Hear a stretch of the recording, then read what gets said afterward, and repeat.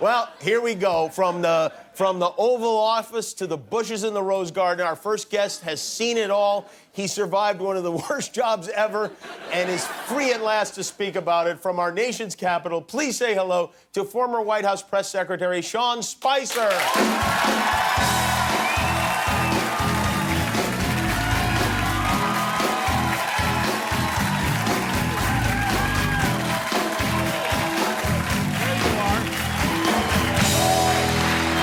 It's very good to have you here. Thank you for coming. I knew I was going to get that kind of applause. I would have left earlier. Is it weird?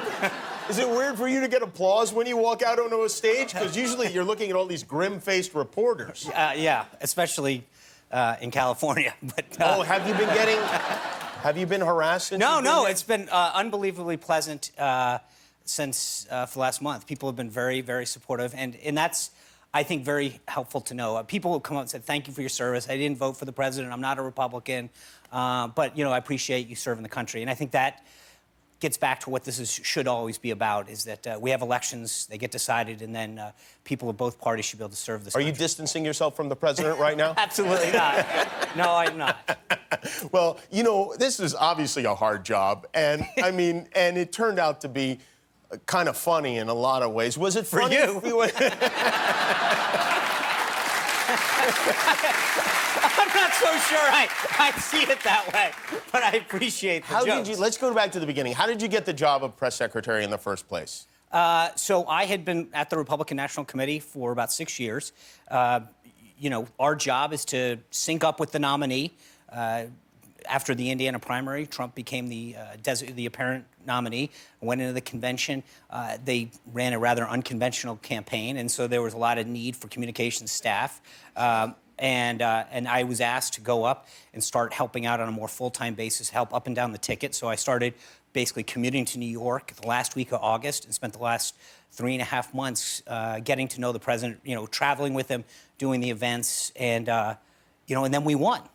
And then he said, "You're the guy." And then, I literally got a phone call from the president, and he said, let's do this. I want you to do the job, and I thanked him profusely, and off we went. And so right off the bat, your first ever press conference, you get in there, and it's the day after the inauguration, right? Yes. And you are charged with the job of going in front of the press and saying that the inauguration crowd was the biggest crowd, I think, ever, biggest audience ever. Yes, I'm aware of it. And, yeah. And I appreciate the reminder of how it went down. So, did the president himself, now, if it was up to you, would this even have been a topic? If it was up to me, I would have probably worn a different suit. I thought I was going in on a Saturday morning to set my office up, get the computer, make sure the emails went out, and somebody told you need to go out there and say the president wanted to make sure that the record got set straight. And why is he so concerned with size? Have you ever seen the president naked? I have not. You have not? No. Okay.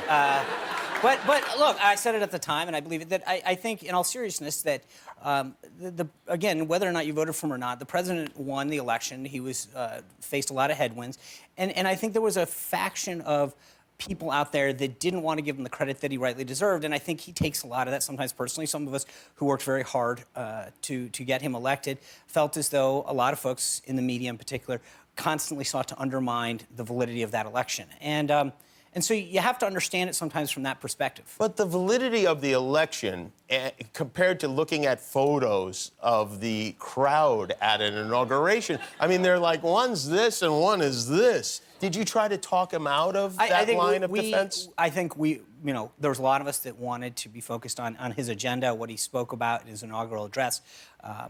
So, look, but he's president. He made a decision. So you have to go along, even though even if you know, and I'm going to ask you to say whether it was or not, but even if you know the crowd wasn't bigger, you have to go, as press secretary, you have to say that it was. Look, your job as press secretary is to represent the president's voice and to make sure that you are articulating what he believes his vision is on policy, on issues and on other areas that he wants to articulate. Whether or not you agree or not isn't your job. Your job is to give him advice, and which is what we would do on a variety of issues all the time, He would always listen to that advice, but ultimately he's the president. And he would say, I agree with you sometimes, or that's a good point, incorporate it. Or sometimes he would say, depending on the issue, look, I know what I believe, and this is what I think the right thing to do is. And then you have to march out there and go, yeah, he had a bigger crowd, everybody. Look, as I said, he's the president.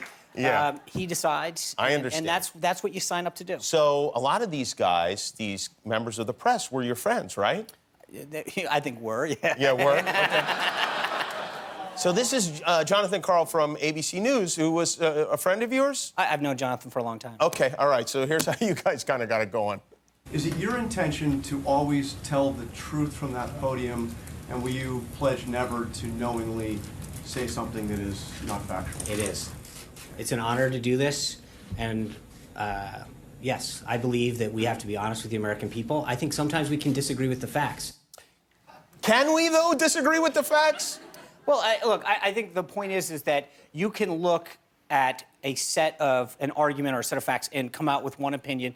Someone else can say, while the facts are the same here, I come out with a different conclusion. I see. And so, I mean, that's what makes our country great, is that, there's ways that you can look at economic models and say, we believe that growth rates will be higher or lower, and that's... Like, if I were to say to you, I'm sitting on a horse right now. Then you would not. say, yeah, right, exactly.